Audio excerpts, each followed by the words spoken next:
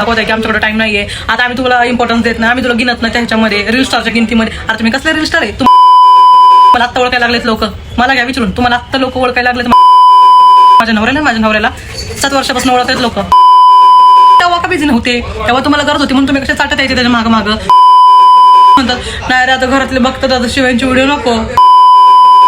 So welcome back to my channel guys. तुम्ही सगळ्यांनी मला सबस्क्राईब केले त्यांचं खूप खूप मनापासून धन्यवाद. ज्यांनी कोणी अजून सबस्क्राईब नाही केले त्यांनी लवकरात लवकर जावा, सबस्क्राईब करा.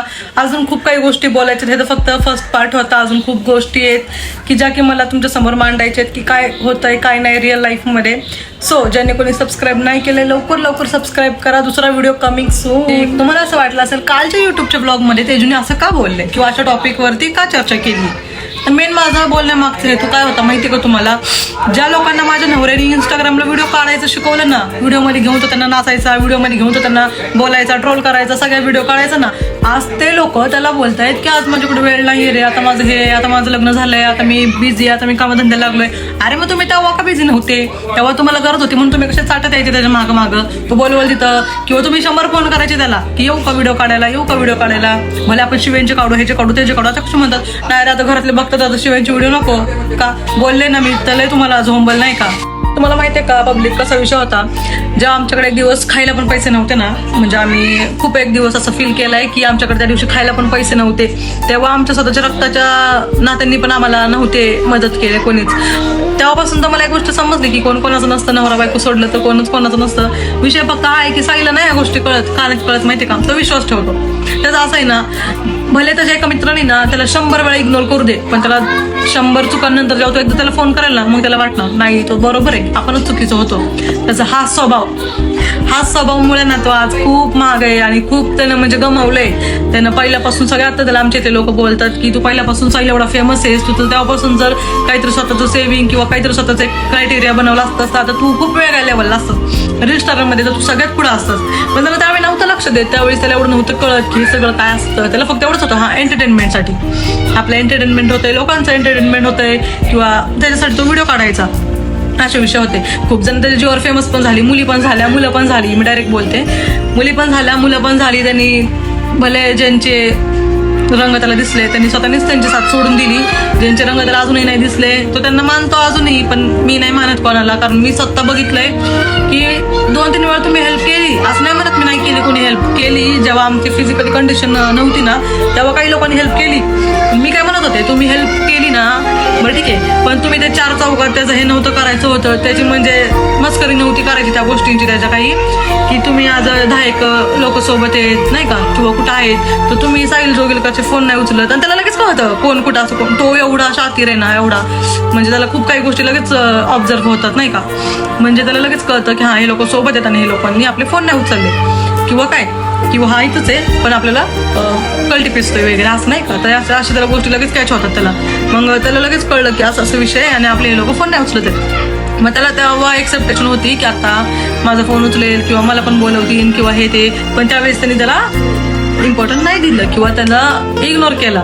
तर मग त्याला आता कसं आहे माहितीये का की आता त्याला वाटतं मनातून की नाही अजून पण ते लोक म्हणजे अजून पण त्याला एक्सेप्टेशन आहे की अजून पण ते लोक त्याला फोन करतील किंवा हे करतील. पण मी तुम्हाला सांगते ना, कोण कोणाचं नाहीये ही जग दुनिया, फक्त पैसा फेम ह्याच्यासाठी आपल्या सोबत असते, बाकी काही नाहीये. आपल्या रक्ताचे नाते पण आपले नसतात, तर विचार करा ना, आपल्या रक्ताचे नाते पण आपल्या सोबत कवर असतात. जवळ आपण त्यांना 4 पैसे कमवून देतोय ना त्यावर ते लोक आपल्या सोबत असतात. नाहीतर कोणाचं काय पडलंय सांगा बरं मला. आज तुम्ही तुमच्या घरात ना पैसे देऊ नका नाही का, तुम्ही कमावताय आणि तुम्ही 2-3 महिन्याचा पगार देऊ नका. बघा घरातल्यांचा तुम्हाला एक तर शब्द असं जाणवणार की त्यावेळेस तुम्हाला असं फील होणार की आता आपण पैसा देत नाहीये म्हणून आपली किंमत राहिली नाहीये. तुम्हाला माहिती आहे पब्लिक जे आता म्हणतायत ना की साईल जोगेलकर आता नाहीये इंस्टाग्रामवर किंवा आता त्याचं काहीच नाही राहिलंय, तुम्हाला एक सांगू का, त्यांचं ओरिजिनल त्याचं ट्रोल किंग म्हणून जे फेमस आहे ना ते कोणाचंच वैयक्तिक नव्हतं, त्याचं पहिलं होतं. त्याच्यानंतर लोकांना कळायला लागलं ट्रोल किंग, मग हे आणि मग ते आणि मग हे ते. त्याच्या अगोदर इंस्टाग्रामला काहीच कळत नव्हतं काय आणि काय नाही. इंस्टाग्रामची पब्लिक फक्त रील स्क्रोल करायची, जसं की आपण टिकटॉकला करायचो. टिकटॉकला तरी खूप जण फेमस होते. इंस्टाग्रामचा मुद्द्यावरती आले मी. तर इंस्टाग्रामचा विषय असा आहे की आज येतं उद्या नाही. इंस्टाग्राम उद्या बंद झालं तर तुम्ही काय कराल? मग तुम्हाला कोण ओळखणार आहे, कोण तुम्हाला किंमत देणार आहे मला सांगा ना. हां तुम्ही आज त्याला एवढं हे करताय, त्याला एवढं इग्नोर दाखवताय किंवा त्याला आता एवढा भाव खाऊन दाखवताय की आमच्याकडे टाइम नाहीये, आता आम्ही तुला इम्पॉर्टन्स देत नाही, आम्ही तुला गिनत नाही त्याच्यामध्ये रील स्टारच्या किमतीमध्ये. अरे तुम्ही कसले रील स्टार आहे? तुम्हाला आत्ता ओळखायला लागलेत लोक. मला घ्या विचारून. तुम्हाला आत्ता लोक ओळखायला लागले तर माझ्या नवऱ्याला 7 वर्षापासून ओळखतात लोक, कळलं का? आणि तो टिकटॉक पासून फेमस आहे, नुसता इंस्टाग्रामवर फेमस नाहीये तो. त्याच्यामुळे त्याची बरोबरी करूच नका. माझ्याकडे खूप मुद्दे आहेत बोलण्यासारखे, पण मी नाही बोलत. मी बोलते जाऊ दे. पण काही गोष्टी आहेत की ज्या माझ्या नाहीत म्हणत राहत, त्या मी बोलते तुमच्या समोर. कारण पब्लिकला पण कळायला पाहिजे ना कोण कुठं चुकलंय, कोणी काय केलंय, कोणी काय नाही केलं. ज्याने त्याने आपला फायदा काढून अशा हातवर केले, साईडला झालाय. इंस्टावरती पण त्याने कोणासोबत ऑपोजिट घ्यायची गरजच नव्हती. आज तो ऑपोजिट कुणामुळे नाही हे सगळ्या पब्लिकला माहिती आहे. तरी पण आज तो त्याच्या जीवाची फिकर न करता त्याच्या मागं खूप काही गोष्टी झाल्यात त्या विषयानुसार, तरी पण त्यानं त्या गोष्टीचा सपोर्ट न घेता एकट्याच्या जीवावर सगळं केलेलं आहे. थोडाफार तरी तुम्ही त्याला सपोर्ट केला असला त्याच्या वेळेस, पण हर वेळेस तुम्ही त्याला इग्नोर करत आलेत हे मी पण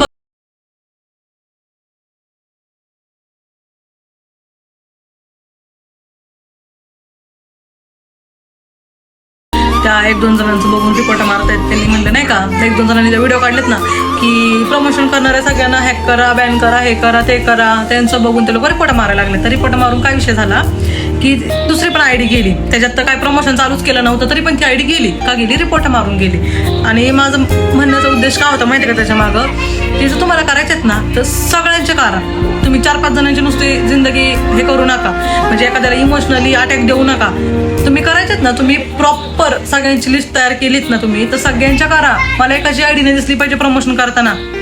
आम्ही पण आज एक जनताच आहे ना, मी पण आहे माझ्या आयडीवरून प्रमोशन करत, पण मी पण एक ती बोलू शकते ना की करायचे तर सगळ्यांचेच करा.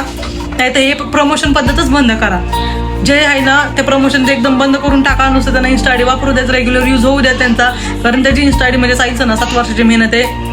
तो खूप इमोशनल आहे त्या आयडी मागं. म्हणजे त्याला असं आहे, भले मी त्या आयडीचं प्रमोशन नाही करेल, भले मला त्या आयडीवरून मेसेज कॉल नको कोणाला करून देऊ दे, पण मला ती आयडी बघायची माझ्या डोळ्यासमोर.